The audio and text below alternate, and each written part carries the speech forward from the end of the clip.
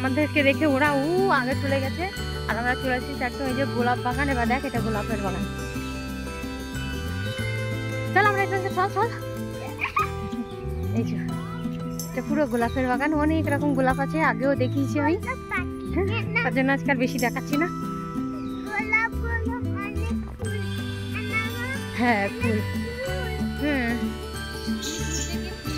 হুম হুম, ওকে।